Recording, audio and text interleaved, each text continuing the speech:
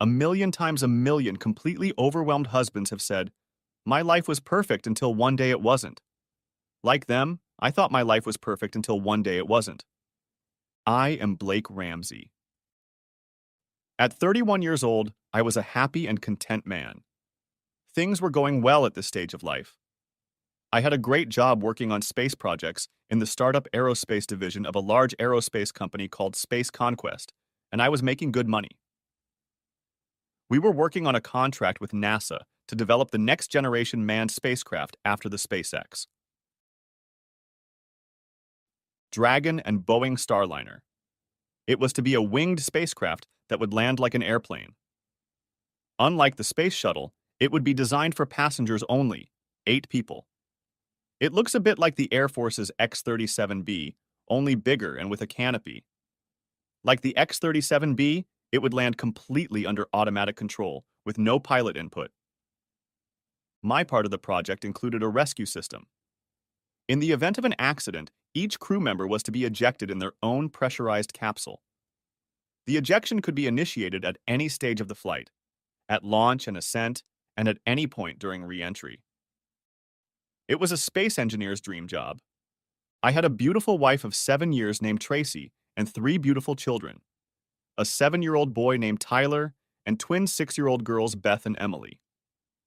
My wife and children were the center of my life, and I did my best to make sure my work didn't interfere with my time with my family. My parents were alive and well, as were Tracy's parents.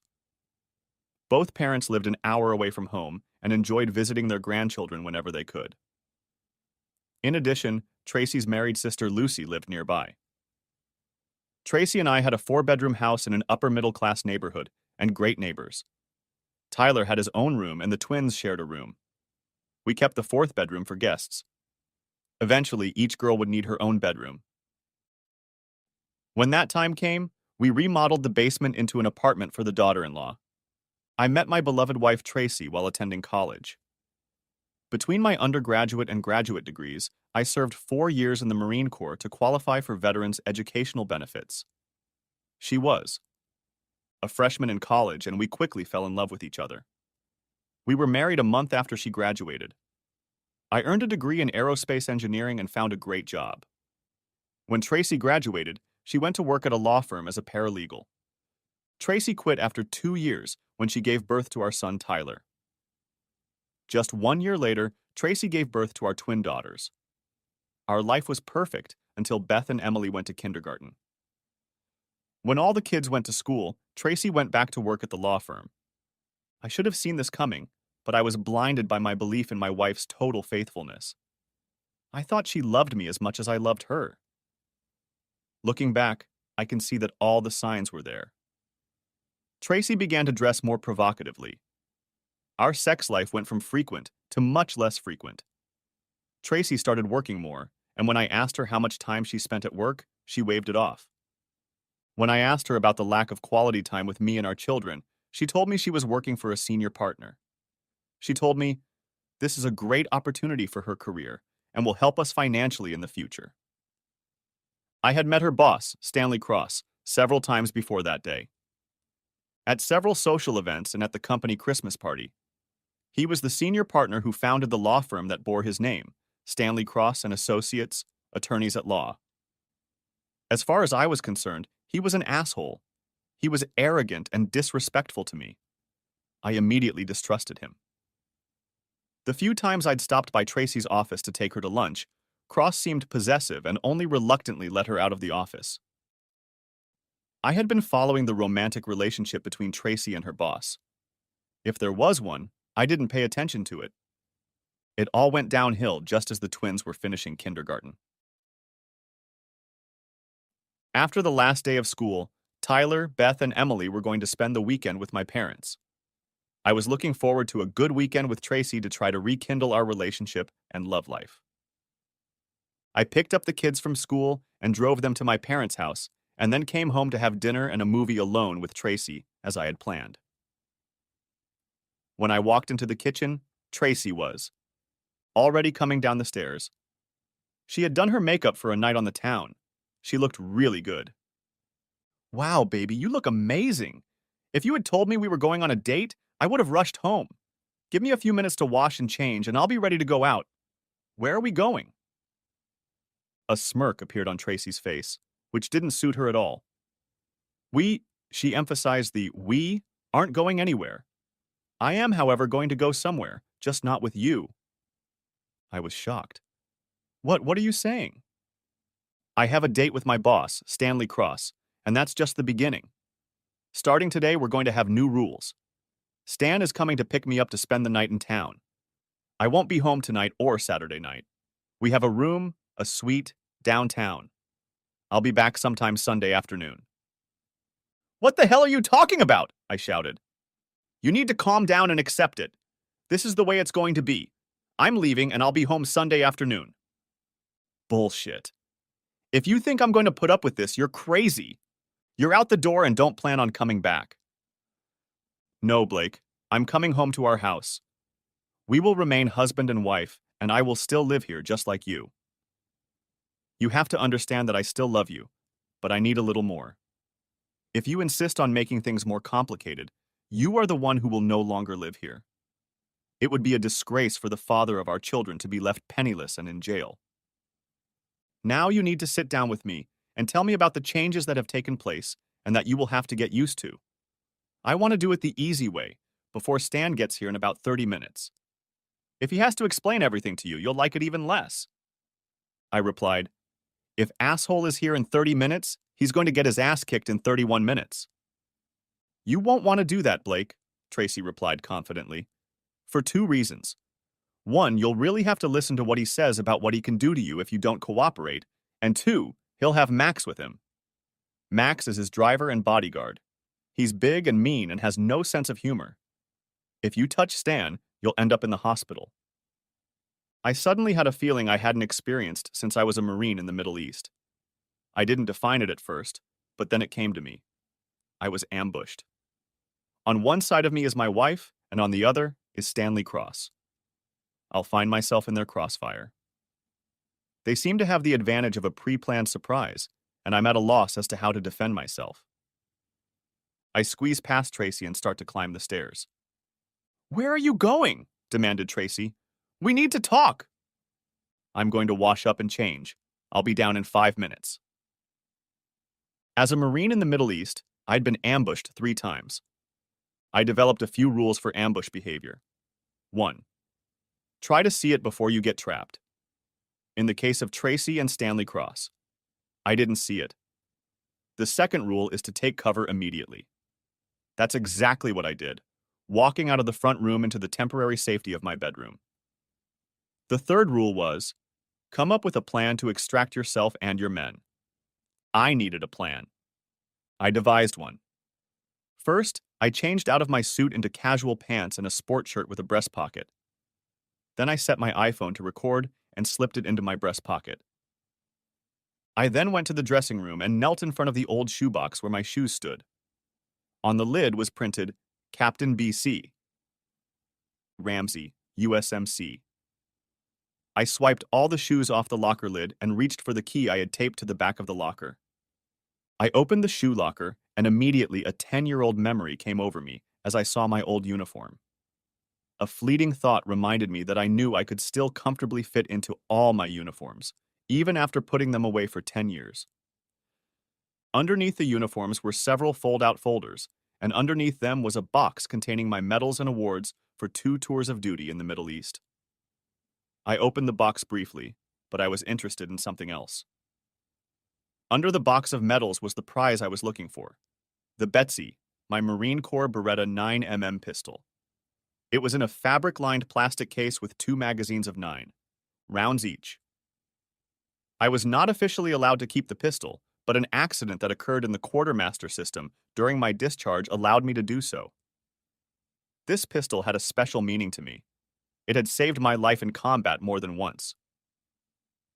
As I was loading a clip into the grip, I heard Tracy at the bottom of the stairs say, "Get your ass down here, Blake, or you'll be sorry." I replied, "I'll be right down. Get me a beer, will you?" I stood up and flipped the bolt to put a round in the chamber. Since the Beretta is a double-action semi-automatic pistol, I only needed to pull the trigger to fire. I slipped the gun behind my belt in the middle of my back and pulled my knit shirt over it. If I didn't look for it, it would go unnoticed. As I left the bedroom, I pulled my cell phone out of my shirt pocket, turned on the recording, and then put it back in my pocket so that the camera lens peeked out from behind the edge of the pocket. I wanted to know exactly what was on Tracy's mind and what plans she and that asshole had for me. I decided to adopt some of the interrogation techniques I'd learned in the Marines as part of my training. I was going to be as non-confrontational as possible and encourage her to talk so she could explain how she perceived the situation. When I arrived in the living room, I found Tracy sitting at the dining room table with a glass of white wine in front of her and a cold beer in place for me. "It's about time," she admonished me. "We have some things to take care of before Stan gets here." "Sounds like you have a lot to say, Tracy," I said. "Tell me about this new reality I have to accept." "First of all, I want you to remember that I love you more than anything in the world. I have a family with you, and I want to grow old and die in your arms." "I really don't want to hurt your feelings, honey," she started before I interrupted her. "No more weasel words, Tracy. I'm not sweetheart, I'm not honey, I'm not darling, and I'm not love. Just call me Blake, and I'll call you Tracy." Tracy seemed to take offense at my lack of endearment, but continued. "Again, I don't want to hurt your feelings, but as of tonight, circumstances have changed, and you have to accept those changes, or else. You should know that Stan and I have become very close since he made me his personal assistant. We've been having an affair for almost 7 months now. He started flirting with me shortly after I went back to work as a secretary. Then we got into the habit of having coffee together during breaks. When he made me his executive secretary, we started spending a lot more time together, and his flirting became more like seduction. It was easy to see what he wanted, and I was flattered that such a powerful and important man was showing interest in me. One day, after the end of the workday, when I was in his office, he made his move. "Obviously, you haven't thought about becoming an adulteress or making me a cuckold," I said. Tracy replied, "I'm sorry, Blake, but I haven't. But that doesn't mean I don't love you. You're still the person I want to spend the rest of my life with." I sipped my beer and said, "Good luck making that happen." "Tell me, Tracy," I continued, "why, after 7 months of successfully cheating and lying to me, did you decide to come clean? You could have gone on like this for years and I would never have known about it." We both decided we were tired of it. We wanted to be open enough to enjoy our relationship to the fullest. That meant we wanted to sleep together at night, go out and travel together as lovers. The only way to do that was to get you to accept the lifestyle we wanted. I sipped another beer and said, "Again, good luck making it happen." "No, no, Blake." Tracy leaned forward and tried to take my hands in hers. "There's not going to be a divorce. We're going to stay married. You just have to accept the fact that Stan and I will be seeing a lot of each other. I'll be staying overnight at his place at least 1 or 2 nights a week. Sometimes we'll vacation together on weekends, and sometimes I might go on an extended vacation with him to Europe or the Caribbean or something. Also, as his assistant, I will be traveling with Stan and meeting many important people. I will attend all his business meetings and accompany him to social events, such as dinners at the homes of his influential friends. Stan is paying me a lot of money. This will be good for us. Think of the benefits. Think of all the things we'll be able to afford. Vacations, our kids' college tuition. We'll finally be able to upgrade that lake house we've always talked about." I replied, "You think I'd want any of that paid for with money earned by a whore from Stanley's company?" "I'm not a whore," replied Tracy angrily. "I'm an asset to the company. I'm the confidant Stan needs to run his law firm. Entertaining is part of the business of a powerful and influential man. I am proud that such a great man has allowed me to be his mistress. And you should be proud too. Besides, this relationship probably won't last forever. I think it will last 2 or 3 years, no more. And then everything will be as before. I'll be your faithful wife again, and we'll enjoy our wonderful family together for the next 50 years. Besides, you should know that Stan wants to be your friend. He believes that I can be shared as long as he gets what he wants and you meet his requirements. He knows that I love you and still want you to make love to me. Stan even said you can have fun with me sometimes. There will just be some conditions. Since he'll be visiting us at our house occasionally, he really wants to become a family friend, maybe even become an attentive uncle to our children. Internally, I was furious, but maintained a relatively calm demeanor. I adamantly stated, "This jerk will never see or talk to my kids. Ever. Do you understand me correctly?" And then it hit me, and I had to ask, why would this asshole want to get close to my family? Doesn't he have a family of his own? Tracy replied, Stan is married to a beautiful girl who is almost 20 years younger than him. She comes from a very prominent family. In many ways, it was a marriage of convenience. But unfortunately, she is infertile and cannot have children. Maybe that asshole should adopt someone and stay out of other people's marriages, I stated. Stan really wants to have kids of his own, at least one. He wants a blood heir to whom he'll someday pass his law practice. He would prefer a son, but a daughter would be acceptable as well. Ideally, he'd like to have both. Then why doesn't the asshole use a surrogate? Then he can have as many kids as he wants, I reasoned. He talked to me about it. He told me that he really wants to be the father of a child or children, but he'd make a terrible dad.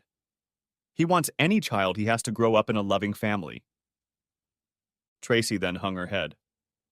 Oh my God, I can't wait to hear this, I said, getting even more angry because I was amazed at what Tracy was saying. Then I realized what Tracy meant. He wants to impregnate you, doesn't he? And then he wants me to be a daddy to his baby out of wedlock. It wouldn't be an illegitimate child, Tracy stated adamantly.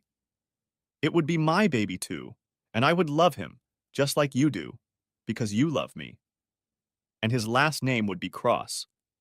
Stan would pay us a lot of money to raise the baby and take care of all the expenses until his son or daughter graduated from college.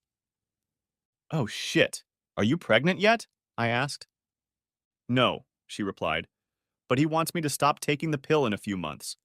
I told him I want you to be okay with a new relationship before we do that. This just keeps getting better and better, I said to myself. And again I repeated, good luck making it happen. Tracy got angry. Stop saying that, she demanded. I know you feel that way now, Blake, but after some time has passed, we hope you'll change your mind. I was stunned by her words. Just as I stood up to confront her, the doorbell rang.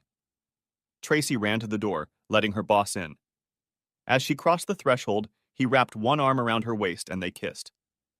This just keeps getting better and better, I said to myself again. How did he take it? Asked Cross to Tracy. Not well. I think you need to explain the consequences of non-compliance, she said. I heard him reply, Then we'll move on to Plan B, shock and awe. Stan was an imposing man. My height was 5 feet 11 inches. He was a few inches taller and a little overweight. I wondered why Tracy admired his physique so much. I suppose his long, wavy graying hair gave him a solid appearance. He looked confident in his black three-piece suit, and he had an air of authority about him. His appearance and hard voice were appropriate for a courtroom. He stepped up close to me, even stepping into my personal space. Mr. Ramsey, I believe we need to talk. Talk? I need to kick your ass. You can try, and from the looks of you, I might be able to land a couple of good punches before my driver storms in here and kicks your ass. You'll be in jail by tonight, so get in. I looked out the door and saw a large man standing on the doorstep. It didn't scare me, but I wanted to hear what he had to say. So, muttering, I sat down. Great, now we can talk like civilized people. When your wife agreed to become my personal assistant, she took on other responsibilities as well. I have enjoyed your wife for the past 6 months, but we are tired of meeting in secret. You two will have a new relationship. As my personal assistant, she will provide me with professional and personal services as needed. Mr. Ramsey, you will remain Tracy's husband. Your role as husband and father will not change, with one exception. I will take care of Tracy's needs. Most of the time, those needs will be met at the hotel or at the office, but sometimes when you are not home, we will have to use your bed. You bastard. What makes you think I'm going to put up with this? I'm going to divorce her cheating ass before I put up with all this shit. Mr. Ramsey, this kind of talk is unproductive. Don't forget the business I'm in. I'm a big-time attorney with the power of the largest law firm in town. If you try to divorce her, you'll be punished. I don't just mean divorce. Of course, in a divorce, we will take everything away from you and make you pay her alimony and child support, and she will continue to have fun with me. Your wonderful little son and twin daughters that you cherish so much. You won't see them very often, if at all. You will be put in jail for a certain amount of time, and you will never see your children again. I'm sure your company will fire you on the spot. In addition, your family and friends will disown you. I sat stunned, not knowing what to say. I had no idea that Tracy and this jerk were willing to go this far to promote their blatant connections. Stan continued, "Now I know you won't do anything stupid. If you try to tell my wife, all the hell I just explained to you will fall on your head, plus a visit from my driver and his friends, after which you probably won't be able to walk, much less lay with a woman. If you try to just leave town, my private investigators will track you down. So be a good boy and just accept this new relationship. Your wife is a wonderful assistant." I turned to Tracy and asked, "Would you really do these things to me?" She replied, "I wouldn't want to, Blake, and I don't have to as long as you play ball. After a while, you'll see that this will become the norm for you, and you won't give these arrangements a second thought." Still stunned, I watched my wife and the jerk walk toward the door. He picked up her overnight bag and was almost out the door when I interrupted them. "Before you go, I want to tell you a few things." Annoyed and rolling his eyes in silent contempt, the asshole said, "What things exactly, and be quick about it?" I began. "After I have a couple drinks and pay for the death of my marriage, I'm going to call your wife and tell her everything you don't want her to hear." I then turned to Tracy. "Then I will call your sister, Lucy, and tell her all the same things. I'll let her tell your parents." Stan wasn't sure he understood me correctly because it went against everything he was used to when he was trying to commit extortion. "What did you say?" he asked. Without repeating myself, I continued. "Early Saturday morning, I'm going to call a locksmith and change all the locks." Now Tracy was listening and trying to comprehend what was happening. "After the locks are changed, I'm going to walk down the block to Kate's house and take her out for an evening of dinner, dancing and drinks. I never told you, but she's been shamelessly flirting with me, starting just a few months after her husband died. She may be a little older than me, and she doesn't have a movie star face like you, but she has an amazing body. She even modeled one of her bikinis for me. Until an hour ago, I wouldn't have thought of leaving you, Tracy, but things have changed, haven't they?" Tracy put on a hurt expression on her face and stammered, "Blake, you can't do that," I continued. "When you two come back Sunday afternoon, you'll find all of Tracy's stuff in the middle of the yard. It's everything she owns. All her clothes, shoes, personal items, makeup, jewelry, and even our wedding album. And it won't all be in plastic garbage bags. You should arrange to pick them up before 4 Monday morning, because that's when the automatic sprinklers go off." Stan began to boil. He turned red and clenched his fists because he couldn't believe that all his threats against me were worthless. Tracy's face took on a pained expression. "One last thing," I prepared to conclude my reprise. "I'm going to make an appointment with a divorce attorney on Monday morning. Not only am I going to file for divorce on grounds of adultery, but I'm going to name you, Stanley, as a co-defendant. In addition, I'm going to sue you for alienation of affection and another suit against your firm for violating your company's fraternity policy. I assume a company as large as yours has one. And even if those two lawsuits are dismissed, which is likely, they will publicly embarrass you and your firm and diminish you, Stanley, in the eyes of your colleagues." The asshole was furious. He threw the overnight bag against the wall and walked purposefully toward me, once again invading my personal space. He poked me hard in the chest with 2 fingers. It took all my self-control not to respond. "Listen, cuckold," he began. "You obviously have no idea who you're dealing with or how ruthless I can be with someone I want to crush. I'm Stanley Cross. I run the largest law firm in the county. I could legally destroy you in a day. By the time Tracy and I get to our hotel, You'll be arrested on every charge. You may believe that if you're innocent, you can fight me. No, you won't. I've practiced law in this state for 30 years. I am personally acquainted with most of the top police officials, and I am friends with many of the attorneys in the DA's office. What's more, I've even entertained some of them. Most of the judges in this city either owe me favors or know that I have dirt on them. Even the politicians are on my side because I've often helped them get elected one way or another. Stanley was on a roll, and I didn't want to stop him. If you go for a walk with your friend Kate tomorrow night, the police will stop you and find a reason to search your car. There's a good chance they'll find drugs, and that's just the beginning. How long and how expensive will you have to fight these charges? You won't be able to find a lawyer anywhere who's willing to go up against me. You'll never recover. In the meantime, I'll still be entertaining your wife.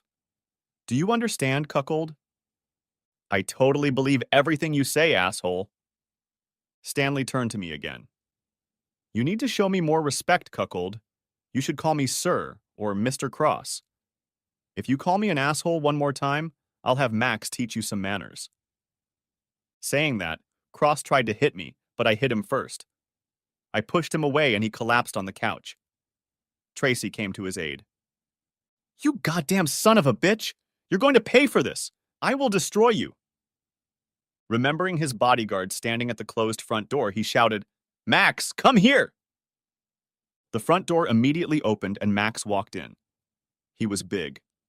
He looked like a villain from some 1940s noir movie who doesn't know his own strength. Yes, Mr. Cross, he said. Cross pointed at me with his kind hand and said, Take care of him, Max. Yes, Mr. Cross, Max replied, and headed across the living room toward me. Tracy tried to protest, but Cross didn't bother to calm her down and waved her away. I had anticipated this kind of altercation when Tracy first mentioned that Cross would have his bodyguard with him, and I knew I might get a few insults from him. However, it was going to be bad. I stood my ground and watched, undefended, as Max brought his anvil-like hand up and launched it at my head.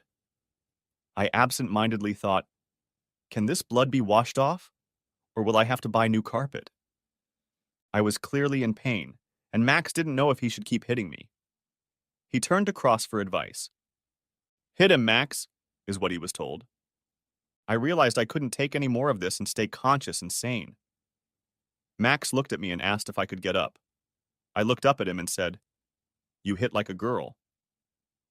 Now his ego was bruised in front of his employer. I watched as his right hand came up for another punch. You had to be there to see the surprised look on Max's face when I shot him in the leg. The explosion of the 9mm semi-automatic surprised more than just Max. The sound of the shot rang like a thunderclap in the confined room. I saw the look on Max's face change as he realized he'd gotten into a gunfight. He looked at me glumly and began fumbling in his coat pocket for his gun. I shouted, Don't do it, Max! And pointed the gun at him. There was another thunderclap and more smoke. I quickly crawled over to him, picked up the gun, and put it in my pocket. Then I said, How much respect do you think I have for you? Max shook his head left and right. That's right, Max. None, I said. Then I have no particular reason not to destroy you, do I? Max groaned. I have a family. I replied, Well, Max, I have a family too, and you didn't seem to have much respect for mine. Please, he pleaded. I looked over Max's shoulder and said, If I don't get you to a doctor within an hour or so, you'll probably disappear. And if I do get there, don't worry, those orthopedic doctors can fix anything with all the plastic and ceramic bone substitutes they make. Hopefully you won't have to learn to eat, write, and shoot a gun with your left hand. Max nodded that he understood. The mistake I had made was leaving the enemy at my back. The first thing that reminded me of that mistake was Tracy's warning. Blake, look out! I turned with my gun hand raised and saw Cross bring the fireplace poker down on my head. No doubt he would have destroyed me had my hand not protected my head. However, the poker struck my right forearm, and I knew from the pain that it was broken. From the force of the blow, I let go of the gun, and it fell to the floor. Cross's attention was drawn to the gun, now lying a few feet away from him. I snatched the gun with my left hand and pounced on it like a stink bug on shit. Now, asshole, where's your cell phone? I asked. Cross indicated it was in the left breast pocket of his coat. I pulled it out. Turn it on, asshole, I told him. He took it, and using his thumbprint, turned it on. Now, asshole, call your wife on FaceTime. Cross's eyes widened to the size of quarters, but he did what I told him. The phone rang through its destination a few times before a pretty woman answered. Stanley, why are you calling me at this hour? Who are you? The woman asked, seeing a face she didn't recognize. Mrs. Cross, I said. My name is Blake Ramsey. You don't know me, but you may know my wife Tracy Ramsey. She is your husband's personal assistant. Mrs. Cross replied, Yes, I know Tracy. She is a very nice woman. What on earth is that about? Why do you have that face, and where is my husband? I'm sitting on your husband, Mrs. Cross, and I have a gun. I turned the phone so that I could show her husband's face. Oh my God! She screamed into the receiver. Don't touch him! Look, Mrs. Cross, I don't have much time.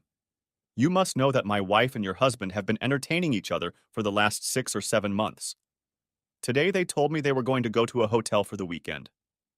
When I disagreed with that, your husband asked Max to process me. Unfortunately for Max, I had to destroy him, and now I'm going to destroy your husband. My husband is supposed to be at our desert home in Palm Springs this weekend, working on a case he is scheduled to present in court next week. He lied to you, Mrs. Cross. He's here on the floor of my house right now. Oh, and this is my wife, Tracy. I turned the phone so Mrs. Cross could see my wife sitting on the couch with her palms on her cheeks and a frightened expression on her face. As you can see, Mrs. Cross, my wife is willing to spend a night on the town with your husband before they head to the hotel he has booked for tonight and Saturday. Mrs. Cross replied, I can't believe this is happening. I was surprised too, I said. I finished. I have to hang up the phone, Mrs. Cross. The police will be here shortly. It was nice talking to you. I tossed the phone to the floor and turned my attention back to Cross. Well, asshole, looks like your wife is now vaguely aware of your extracurricular activities. What were you going to do if I told her anything? Oh yeah, you were going to ask Max and a few of his friends to visit me, after which I'd be crippled and washed up. Glancing over to Max, I said, Max probably won't be able to do this job for a while. Then, motioning to Cross, I said, Listen up, asshole. If you send anyone after me, I'll destroy them. I'll destroy them all. And then I'll come after you. Is that clear? Asshole? Cross nodded his head affirmatively. At that moment, I smelled something foul, like shit. I looked at Cross. Did you just shit in your pants? I laughed. I looked at Tracy. Bring me my briefcase, please, babe. Nervously, Tracy picked up my briefcase from where I had left it when I first got home. When she set it down next to me, I opened it and pulled out my laptop. Is this the same computer you were going to shit on, asshole? Cross looked at the computer but didn't say anything. I turned the laptop over so I could see the bottom of it and reveal the hard drive. Then I placed it next to Cross's head and fired 2 bullets into it. The explosion from my gun surprised everyone again, and again the room smelled like smoke. I leaned over to his right ear and said, Try loading that computer with something now, asshole. Once in the kitchen, I pulled out my cell phone. It was still recording. I pointed it at my face as the last % of power drained out of the battery. I looked at the phone and said to myself, I can't let the police get their hands on that recording. If they do, and Cross has as much influence over the police as he says he does, I can imagine the tape being erased. I had to hide it. I quickly opened the bottom kitchen drawer to the right of the sink and put the phone in the folds of a stack of clean dish towels. There was little chance of it being accidentally discovered there. Finally, I wet a towel with water and wiped my face. My eye was badly swollen shut, and I couldn't see anything anymore, not even shadows. And my head hurt. I wondered if I had a concussion. I was only gone for a minute, and when I re-entered the living room, everyone was in their seats. Everyone stay where you are until the police arrive. They should be here in a few minutes. I think an ambulance will be just around the corner. With those words, I stepped out onto the porch. The first thing I saw were several of my neighbors lined up on the sidewalk. One of them said, "Were those the shots we heard, Blake?" I replied, "Yes, those were gunshots." "Did anyone call 911? Two people raised their hands. One of my neighbors was retired Marine Colonel Orson Sage. We were best friends and often drank beer together. I always called him Colonel and he called me Captain." "Are you wounded, Captain?" the Colonel asked. "You should see the other guys," I replied. In the distance, I could hear the howling of sirens. I knew the police would be here in a few minutes. "Colonel," I called out, "could you do me a favor? I need some help." "Sure, Captain," he replied, and stepped off the sidewalk onto my porch steps. "First of all, help me unload my weapons and put them on the table by the porch. I don't want to be seen waving one of these around when the police pull up." The Colonel took the gun I had taken from my hands, which I pulled from my pocket. He quickly removed the clip from the Betsy, refilled, and the cartridge from the chamber and placed them on the table. Then he unloaded Max's revolver and placed the pistol and cartridges next to the semi-automatic. Kate, a widowed neighbor from up the street, saw that I was badly beaten and came over, intending to help me. While they were both there, I turned to the Colonel and said, "I wish I had time to explain everything to you, but I have none. You should know that I had a fight with my wife's boyfriend. He's a high-ranking lawyer and he threatened to stuff my car with drugs and then let the cops arrest me." I handed the Colonel my keys. "Would you be so kind as to, after this circus is over late tonight, and if they haven't taped the garage with crime scene tape, take my car and hide it for me. The code on the garage door is the same number as my street address." "Will do, Captain," he replied. Kate interjected into the conversation. "You don't look well, Blake." "My head is starting to hurt and dizzy," I replied. "Maybe I got hit harder than I thought." Kate helped me sit down on the porch steps just as two police cars with red and blue flashers and blaring sirens pulled up.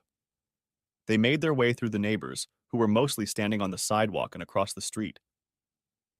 They approached the house, keeping their guns at the ready.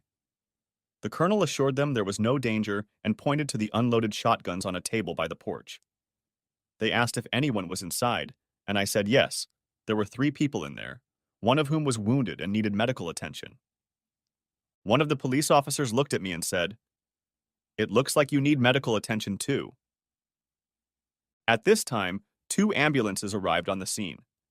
They also had their lights flashing and sirens blaring. Immediately, 2 or 3 emergency medical technicians got out of their vehicles, crossed the yard and went up onto the porch. One of the police officers inside the house came out to meet them and told them there was a man in the living room with 2 gunshot wounds.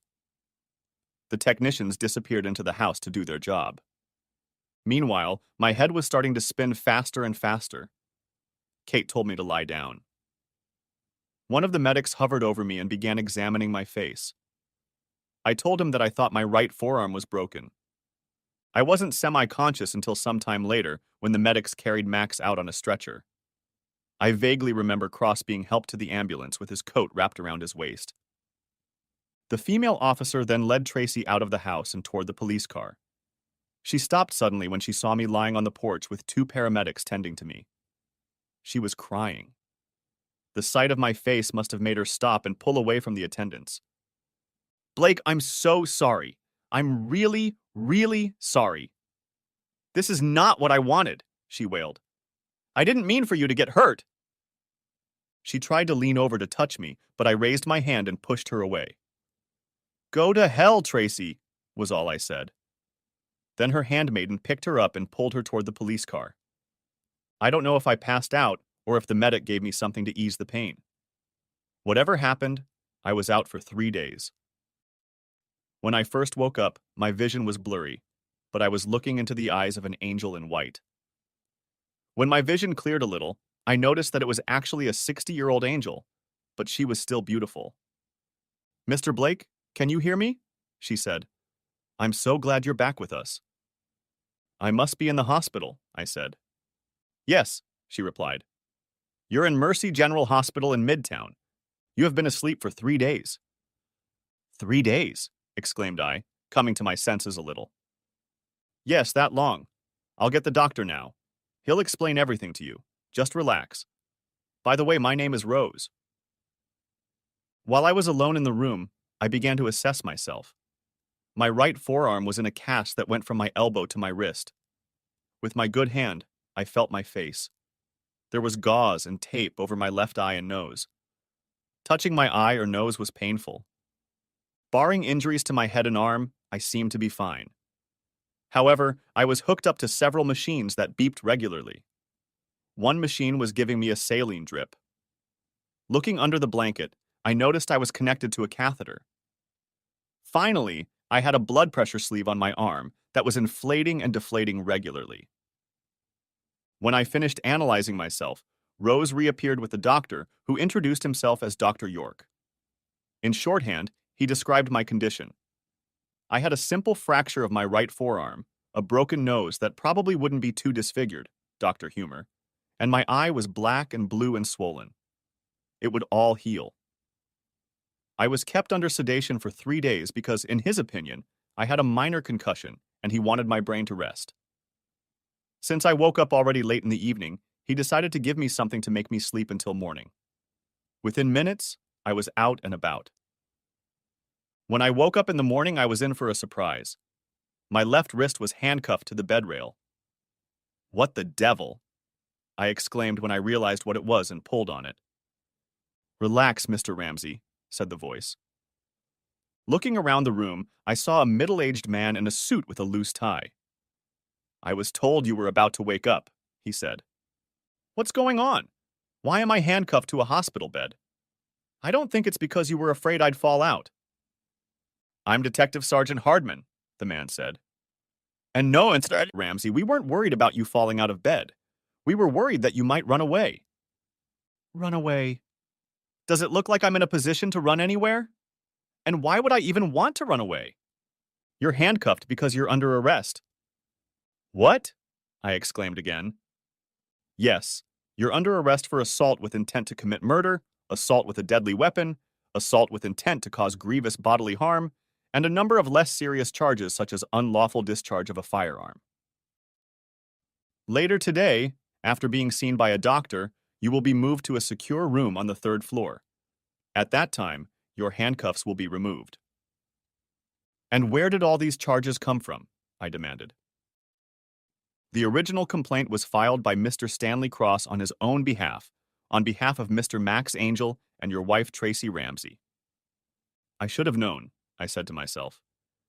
Before we continue, said the detective, I must read you your Miranda rights. The detective obediently read me my rights and then left the room.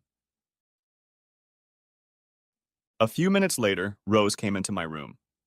She was silent as she gathered my statistics. Did you know about this, Rose? I said, and raised my hand to make the handcuffs jingle. Yes, Mr. Ramsey, she replied. I'm very sorry. None of this is true, Rose. Believe me, and I'll take you out to dinner when it's over. Then I'll believe you. It better be a 5-star restaurant, she joked. A few hours later, Dr. York came to see me. He basically said it would heal with time. Then he said that I would soon be moved to another room and have a different doctor. Shortly after that, Detective Hardman came back with several orderlies. I was wheeled up to the 3rd floor, wheeled past a uniformed police officer standing guard at the guarded entrance, and wheeled into a small private room. The handcuffs were removed as unnecessary, as the room had a lock on the outside of the door, and I was reconnected to the hospital machines.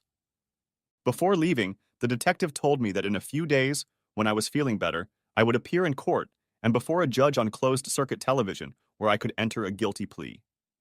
He asked if I had an attorney, and I said I did not. He said he would send a representative from the public defender's office for an initial interview, and after that I could decide what to do. In my spare time, I reflected on how quickly my life had taken a right angle. I mourned the loss of my wife so suddenly, and at night I cried over the instantaneous dissolution of my marriage. Then my thoughts turned to my children. Where have they been? What are they being told? Who is taking care of them? I also wanted to know how things were going with my job. I had been gone for 4 days, and I hadn't warned anyone that I wouldn't be back right away. The doctors, nurses, and orderlies on the ward could not answer any of my questions. On my 5th day in the hospital, I received a visit from the public defender's office. It was a young attorney named Sam Wilton, who was just beginning to learn criminal law. He had familiarized himself with my case as he understood it, and he had a lot of information for me. First of all, he listed a list of charges against me. These were essentially the same charges that the detective outlined. It was helpful for me to get a copy of the charges in writing. He then informed me that I would be arraigned the next morning at 10 o'clock. He wanted to know how I was going to plead guilty. Before I could respond, he said that if I agreed to plead guilty to most of the minor charges, he could negotiate with the district attorney's office. I interrupted him halfway through to say that I was not guilty of any of the charges. I asked about my children.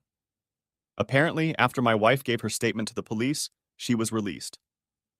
Her sister, Lucy, picked her up and she lived with my sister-in-law and her husband until the day the crime scene investigators allowed our house to be boarded up. My children were told nothing about me except that I was going to be away from the family for a long time. As for my job, I gave Sam my company's contact information and asked him to explain to my boss what had happened. Rereading the charges against me, I noted that some of the things the detective said didn't impress me enough. "What is this spousal abuse charge?" I asked. Sam told me that Stanley Cross had added that to his complaint after Tracy claimed that I had hit her several times. In fact, Sam had pictures of all the injuries each person had sustained. Among them were several photos of Tracy's face with a pronounced black and blue bruise on her left cheek and a purple bruise on the top of her left forearm. "I didn't do that to her," I said. "I never touched her." As I looked at Sam's face, I noticed that he had an expression that said he didn't believe me. At that moment, I decided that I wasn't going to give him any explanation as to what had really happened. I didn't really know if Cross's influence extended to the public defender's office. I didn't want to take any chances. Sam shared his perspective on my case. He said I had 3 witnesses who were going to swear to their version of events. The evidence seemed to support their version. He hinted to me that he might be able to convince the district attorney to accept a plea bargain if I admitted to 2 or 3 lesser charges at the arraignment. He said the DA would be happy to close my case, without spending a lot of energy on it. But, he added, if I plead guilty, I would still face civil charges by all 3 witnesses.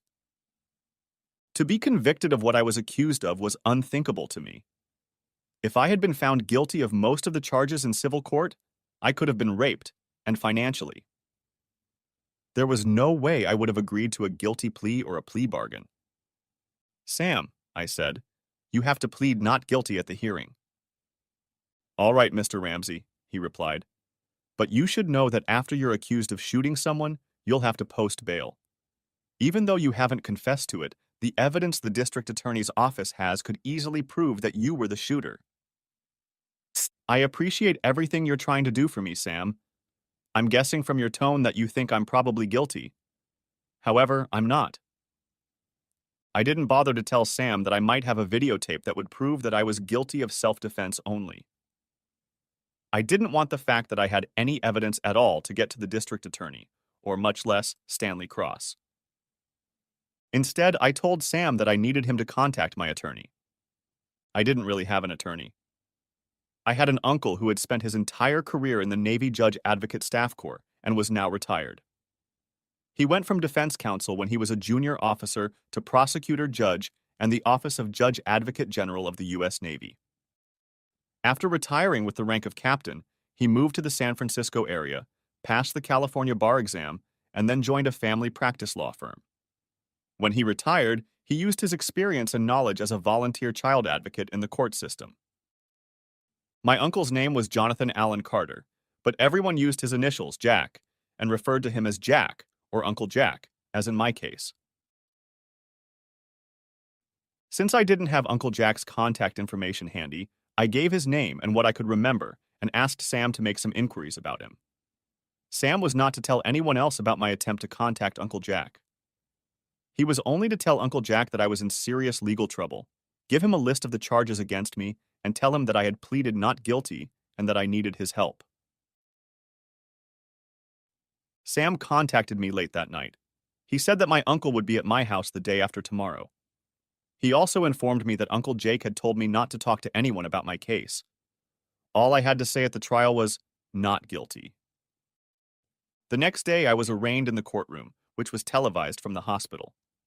Apparently, many people had been through a similar trial before, as the hospital ward had a room set up for such cases.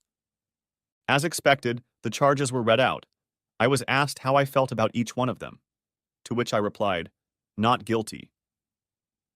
The prosecutor asked that I be remanded in custody without bail because I was dangerous. The judge stated that my doctors felt I should stay in the hospital for 2 more days, and then I would be transferred to the county jail to await a hearing. At the hearing, the judge was to decide whether to put me on trial. The day before I was to be transferred to the county jail, my Uncle Jake showed up. He drew up the paperwork to officially represent me and got permission to visit me in the hospital. I had never been so happy to see a friendly face in my life. I hugged him and cried a little. Until that moment, I didn't realize what I was going through. After a brief reunion, Uncle Jake got down to business. First, he asked for a private room where we could talk privately. Then he touched on a few household topics that he felt I should know. He spoke briefly with Lucy. He knew her casually as a member of the family. Most importantly, he told me that my children were fine. Tracy and my children would be staying with Lucy and her family for the time being, at least until the police cleared the house for occupancy. Lucy was confused. Tracy had given Lucy her version of what had happened and listed the charges against me, but Lucy had known me all my married life and found it hard to believe everything that was said about me. She was glad that Uncle Jake was here to help me. Next, Uncle Jake wanted to know exactly what had happened to put me in the position I was in. In a very whispered conversation, I told Uncle Jake what really happened. He shook his head and said it was an unbelievable story. I went on to tell him that sometime after my arrest, Stanley Cross, Max Engel, and my wife conspired to come up with an alternate version of what had happened that evening. In even more of a whisper, I told Uncle Jack that I had a videotape of the entire event on my iPhone. He didn't show any emotion, but I think he was relieved to know that there might be solid evidence to back up my story. The only downside to this revelation was that my phone was hidden in a drawer in the kitchen of my house. Uncle Jake assured me that he would be my guardian angel during this whole ordeal. He said that my only task now was to get well. In the meantime, he was going to study the case against me in detail and develop a defense strategy. He was also going to find out if I could be bailed out. I was to wait for a few days and he would contact me. I asked him to make inquiries about my children if possible.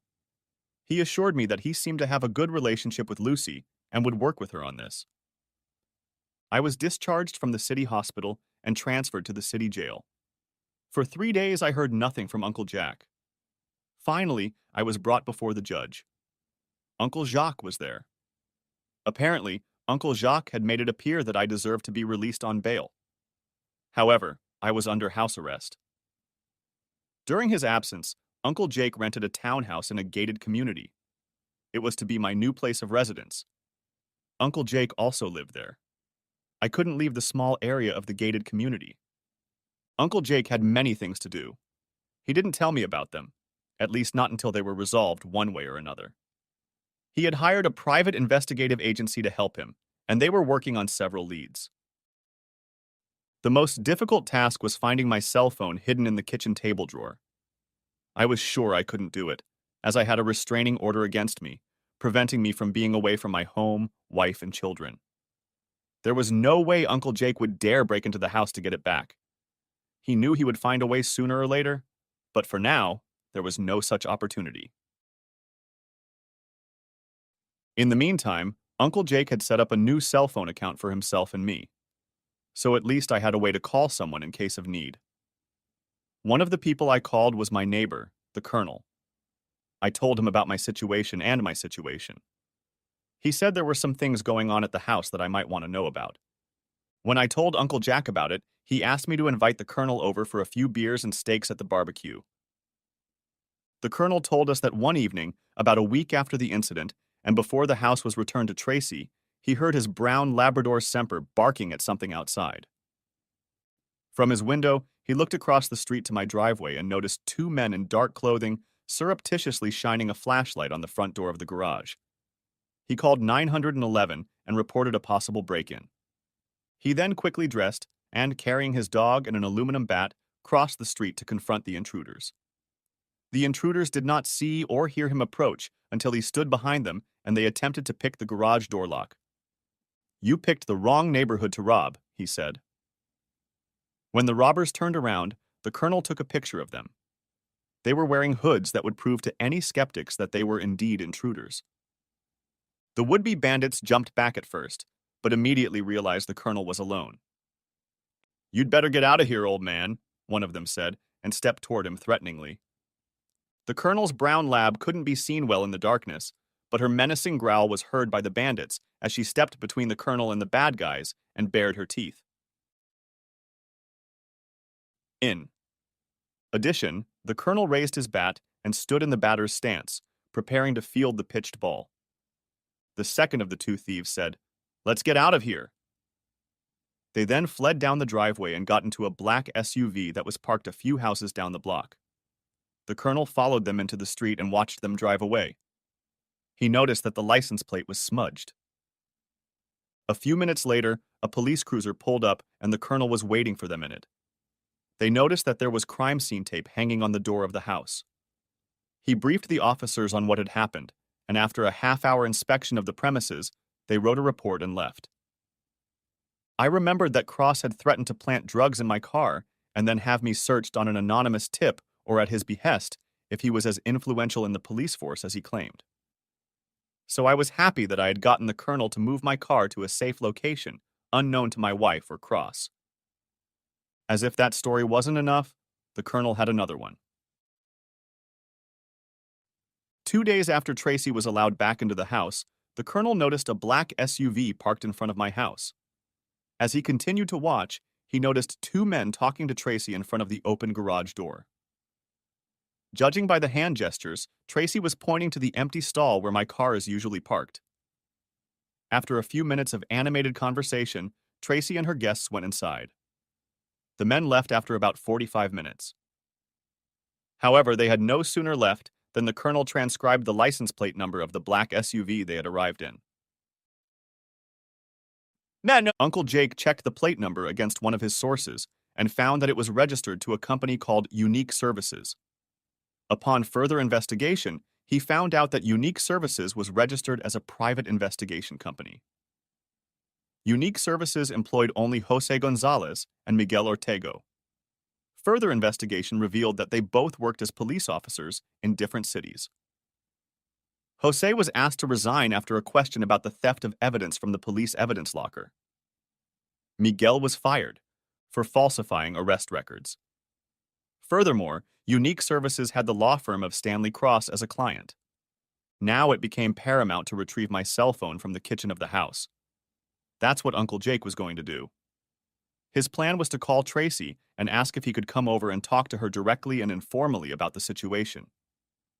He explained that he wanted to help me and her at the same time by dropping many of the charges and settling a number of issues that would improve the situation for everyone involved. Tracy knew Uncle Jacques as he was a family member, and they often met at family gatherings. Nevertheless, she regarded his intentions with some suspicion and said she would call him back. The next day, she called him back, and they arranged to meet in the evening at 6 o'clock.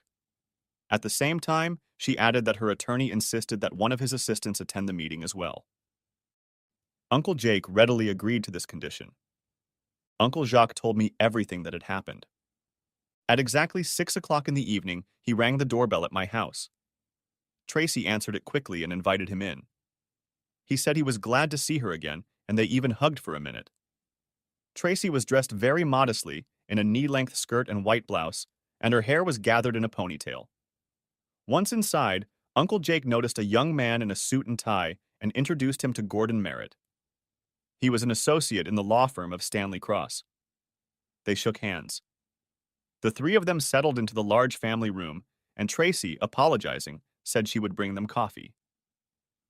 Once they were seated, Mr. Merritt suggested they get down to business.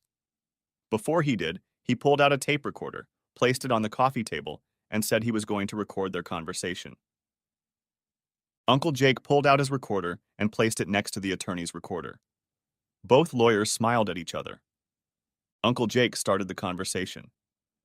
"I'm very sorry that the situation has turned out this way for both you and Blake. You two have always been some of my favorite people and always seemed so in love with each other." "I'm sorry too, Uncle Jake. I never meant for things to get this far. I can't believe things got out of control," Tracy lamented. Jake continued as if he believed the charges against me were accurate and was skeptical of my version of events. "You probably know," Uncle Jake continued, "that he claims that you and Mr. Cross were having an affair, and when he saw Cross at the house ready to take you to a business meeting, he just couldn't take it anymore and got very angry. He even claims it all started with Mr. Cross's bodyguard." At this point, Attorney Merritt interjected into the conversation. "We think the evidence, both the testimony of the participants and the physical evidence, is fairly conclusive against Mr. Blake." "I think so too, Mr. Merritt," Uncle Jake replied.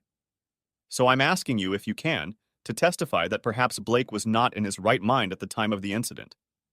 In fact, he snapped because he was convinced that Mr. Cross was taking his wife away from him. You might point out that up until that point, Blake had always been the perfect husband, father, and provider."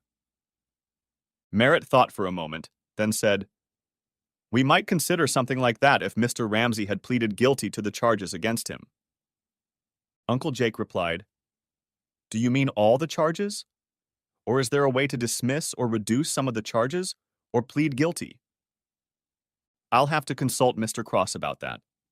He is very influential in the DA's office.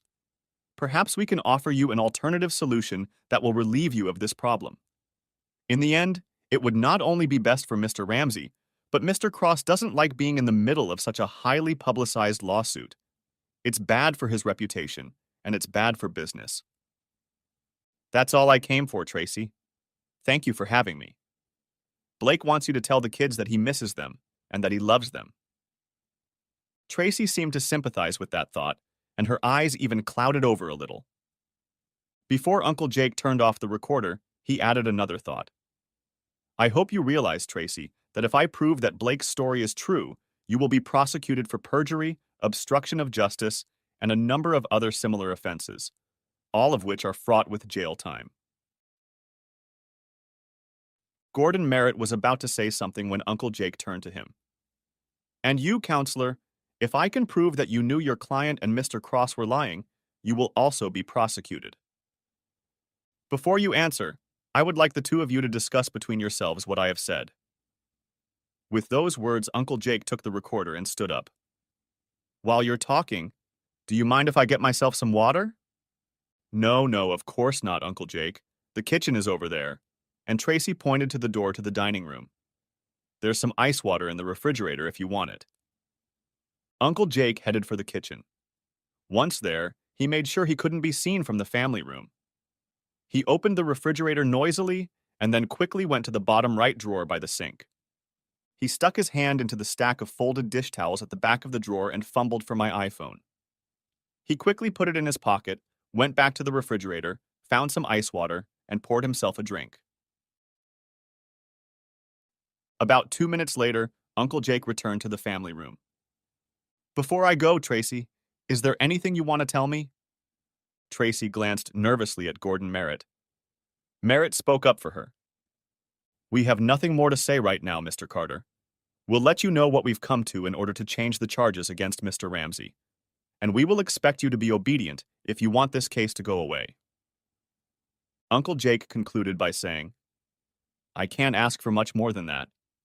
Thank you for agreeing to meet with me, Tracy. I'll see you in court, Mr. Merritt." Uncle Jake didn't bring the iPhone to the townhouse. Instead, he arranged for Digital Analysis Solutions, DAS, to analyze the contents of the phone.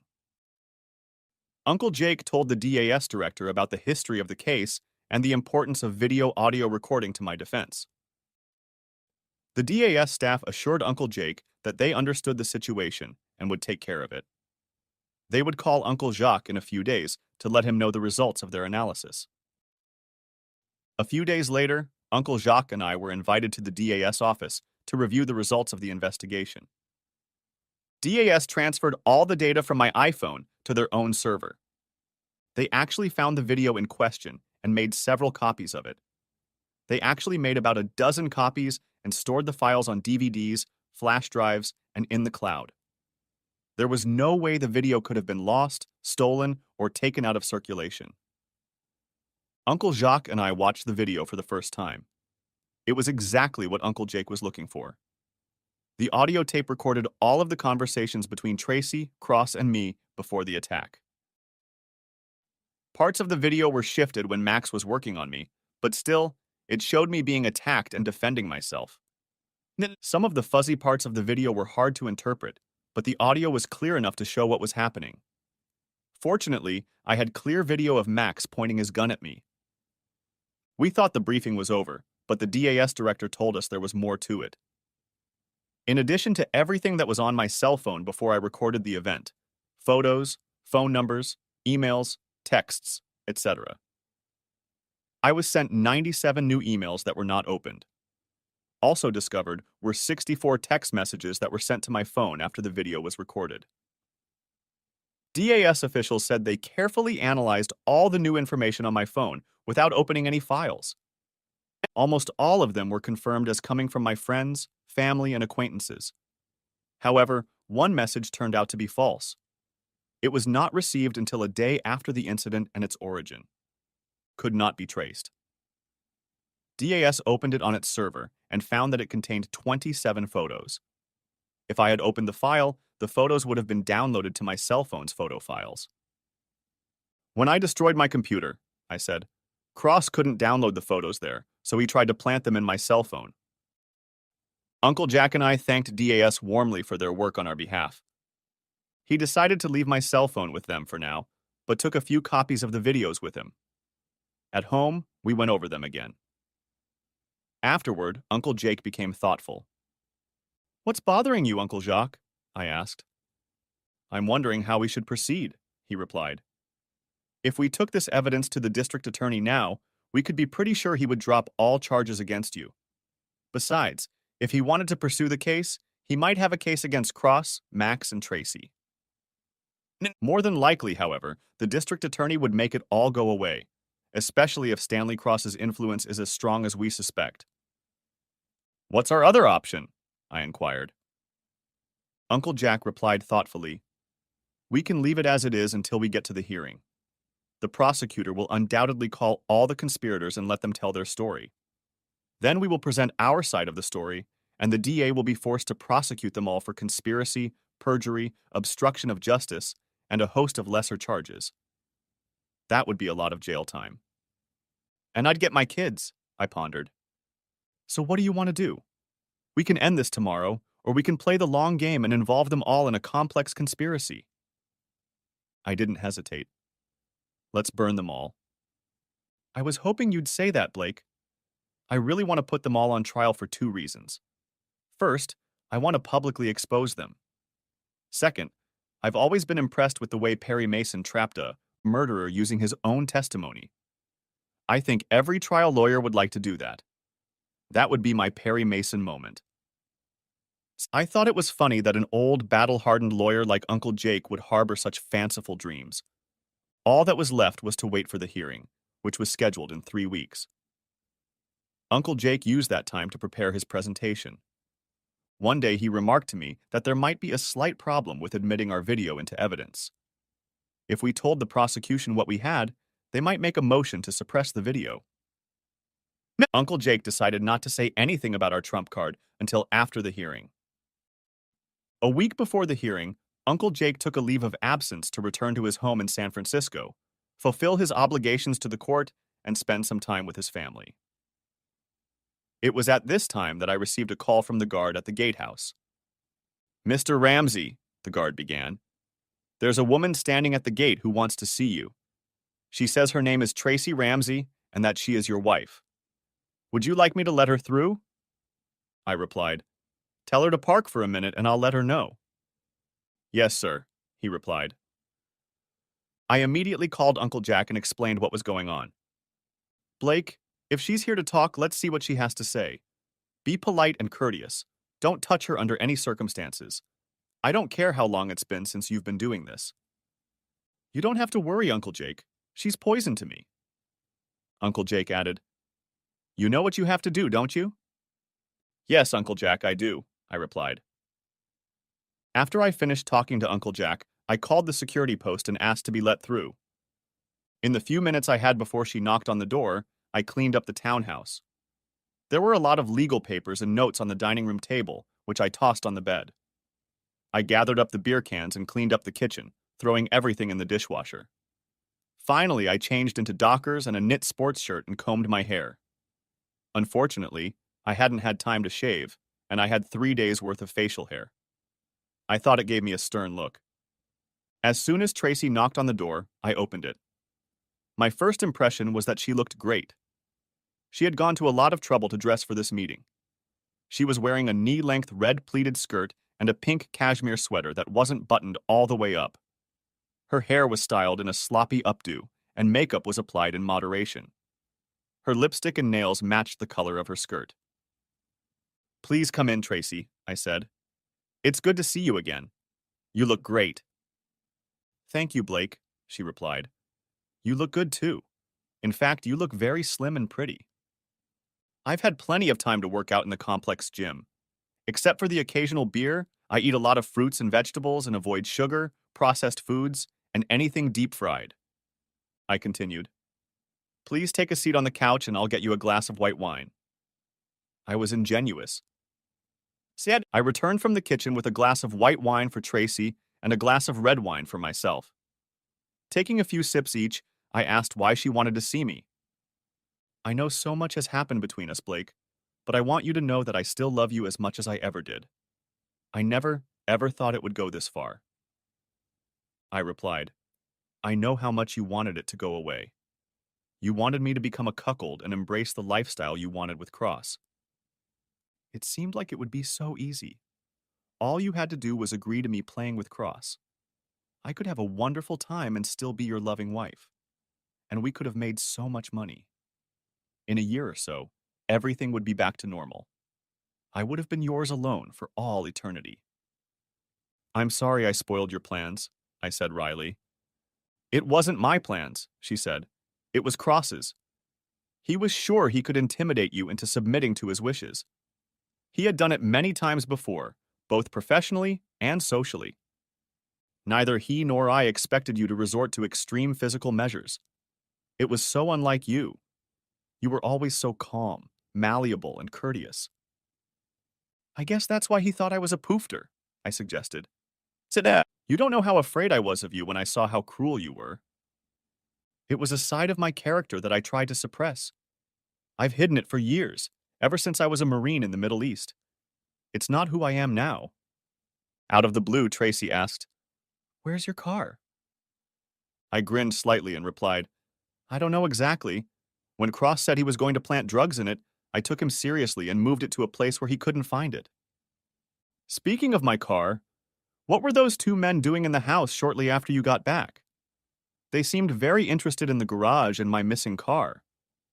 Tracy reluctantly replied, I think they wanted to plant evidence in your car. I didn't want them to do it, but Stanley insisted we had to bury you. You don't seem to mind stacking evidence against me. Your whole story is going to land me in jail for a long time.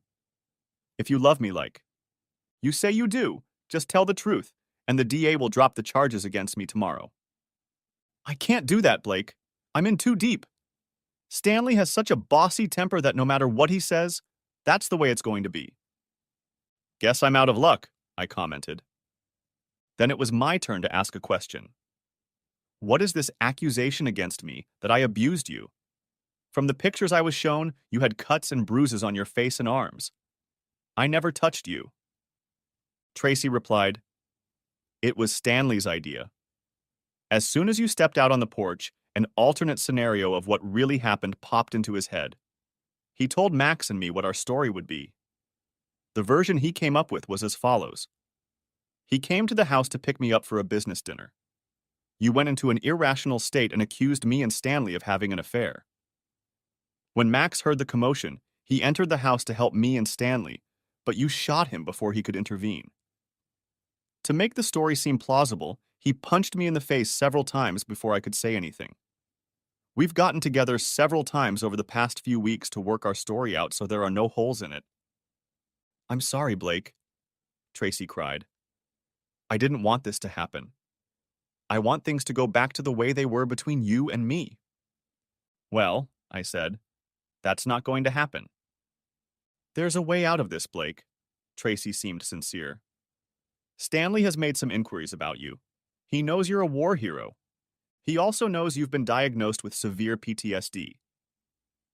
He wants you to plead guilty based on your PTSD history. He said he will use his influence with the district attorney and the court to get you admitted to a military veterans hospital where you can receive treatment. In a year, maybe less, you will be released as a recovered person. I'll be waiting for you, Blake. We could start over with our kids and live a long life together, just you, me, and the kids. So that was the real reason she came to talk to me. She wanted me to volunteer with the promise that Cross would help me get a minimum sentence in a veteran's mental institution. I didn't believe any of this, but I didn't bother to let Tracy know about it. Instead, I played along with her. That sounds good to me, Tracy, but you need to give me time to think about it. Besides, I'll need to talk to Uncle Jack. I think he might agree too. He seems to have so little evidence to help me compared to the testimony of you, Cross and Max.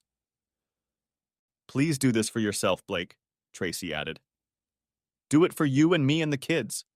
In a few years, it will seem like it never happened. It'll just be a bump in the road. I doubt that, I said. You've been having fun with another man for months, wanted me to be a cuckold for your boss, threatened to take my kids away from me if I didn't play along, and made false accusations against me that will land me in jail for years to come. That's a big bump in the road. That's why I want you to take Stanley up on his offer. It's the easiest way out for all of us. Tears came to Tracy's eyes. Like I said, I'll think about it, I added one last time. We were done. I assumed it was time for her to leave. However, Tracy put her hand on mine and said, Maybe we could rest together for a few minutes. I've missed you in my bed.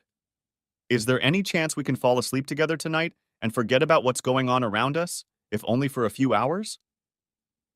That's not going to happen, Tracy, I replied.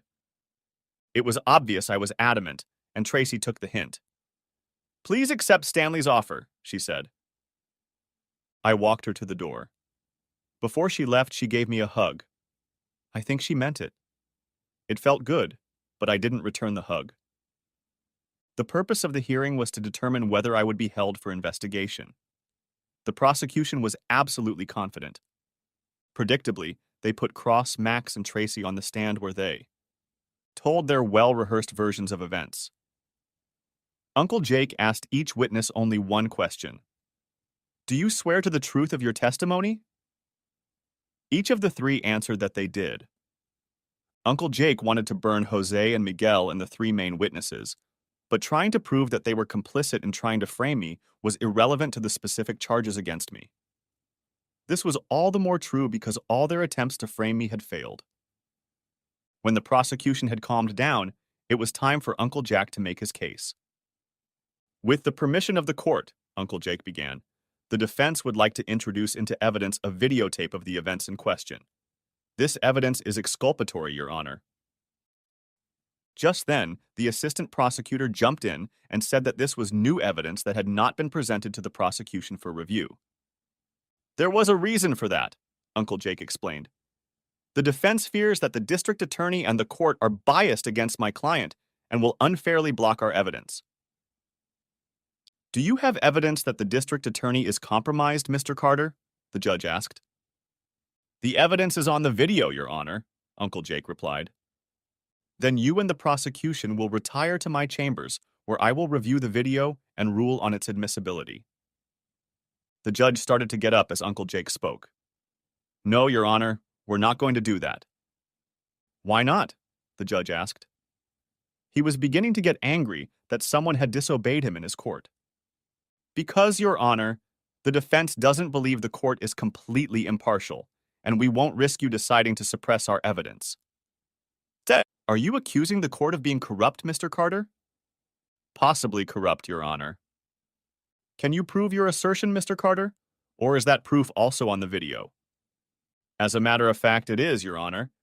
However, I can give you an example of what I mean if you answer a few questions. Let me get this straight, Mr. Carter.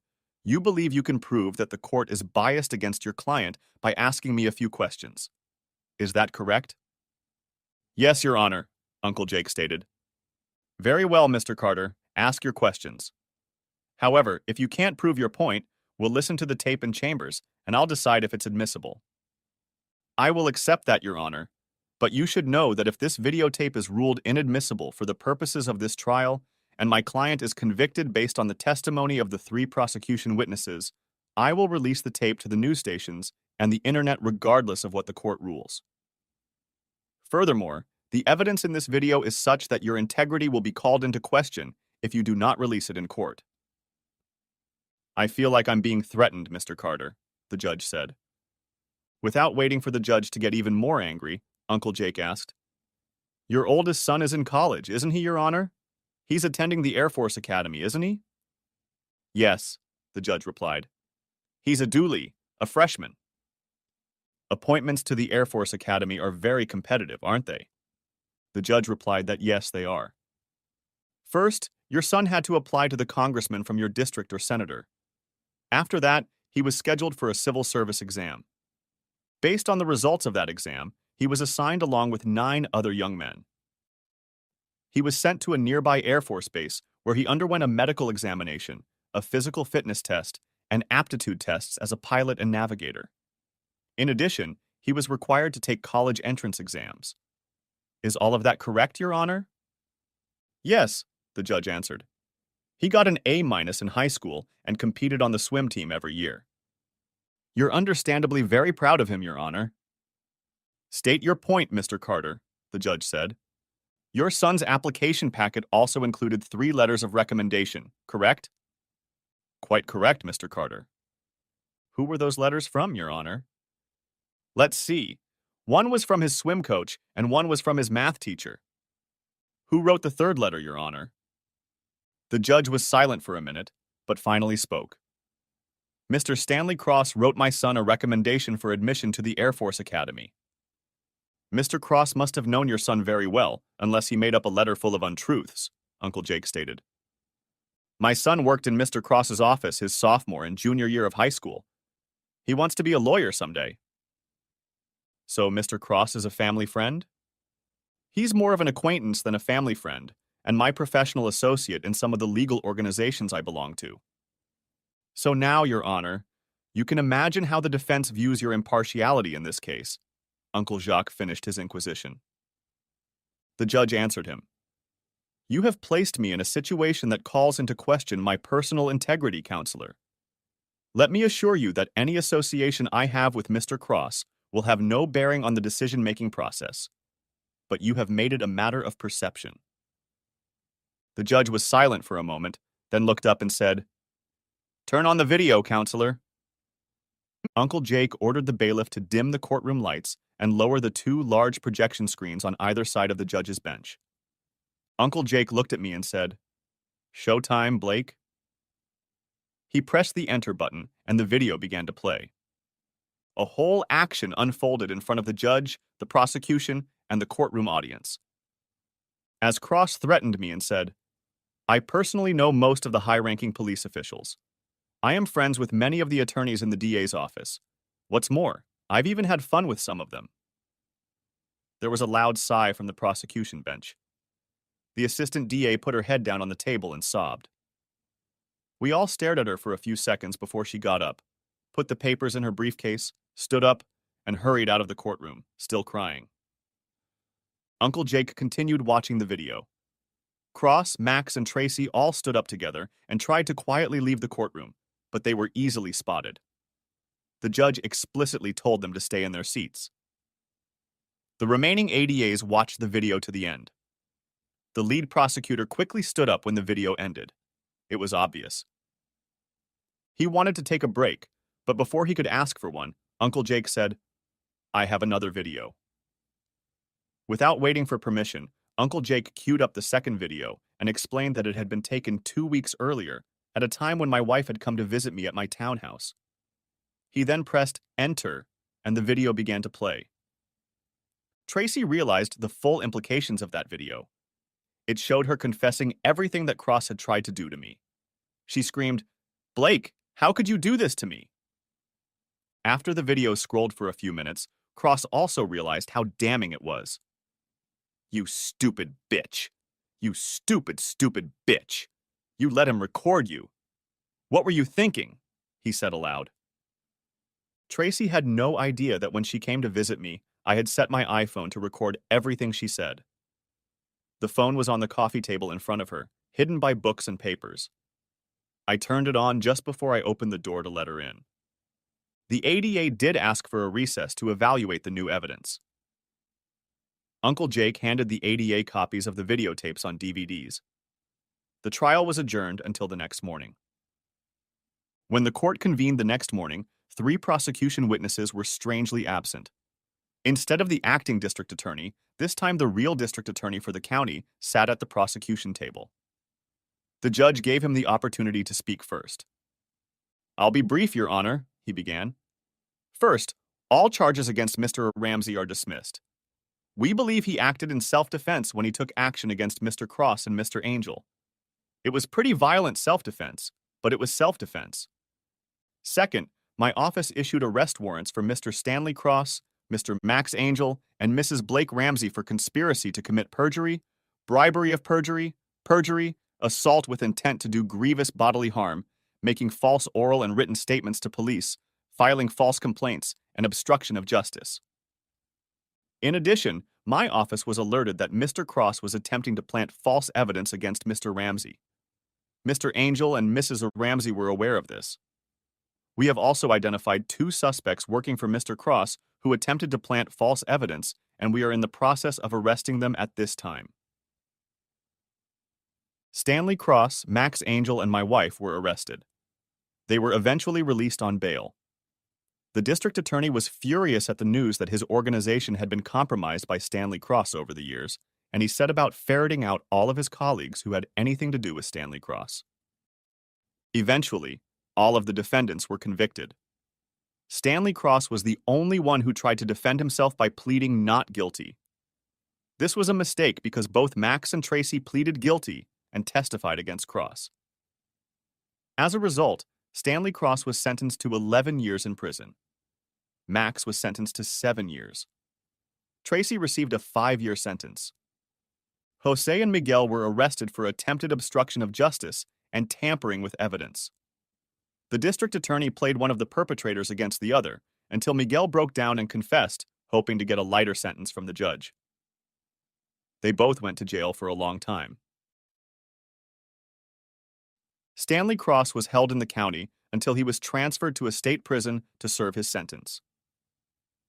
Max and Tracy, on the other hand, were given 2 weeks to get their affairs in order before they had to surrender to the sheriff and be taken into custody. Max spent that time preparing his family for 7 years without him. With any luck and good behavior, his lawyer told him he could be out on parole in 4 years. The end. Thanks for watching. I hope you enjoyed it. So subscribe to my channel and watch the next video.